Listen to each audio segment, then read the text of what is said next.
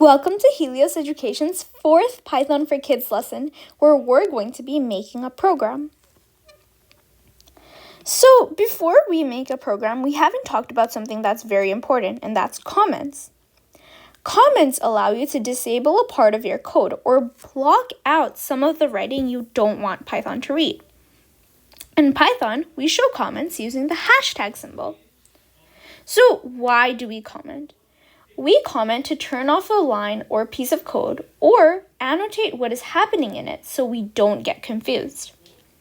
So let's say we have a variable called name and we want to take user input where we want their name of file. So we put above that hashtag get the name of the file. And we did this because we want to explain what's happening in the code. And this is important because when you have a lot of code, it gets very confusing to remember which line does what. If we took out this hashtag, then this would just become regular text. And Python would read this and become confused because get the name of the file. None of these words have any significance to Python because they're not one of the reserved words that Python knows. So let's say we wanted to take an input and convert the input. So very funny scenario where European floors are different than American floors.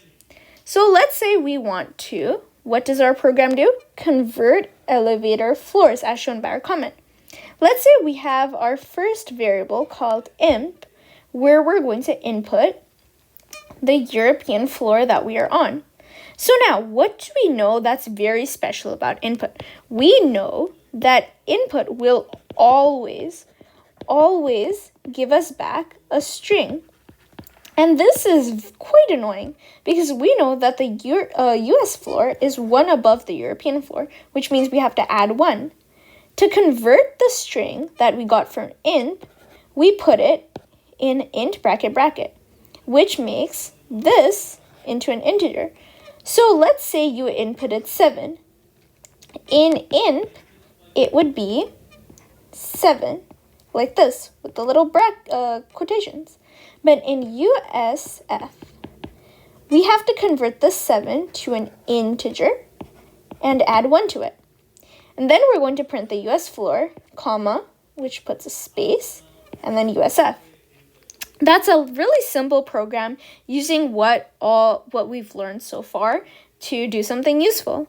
And we're going to be doing a lot of useful stuff, so make sure to click on the next video. Thanks.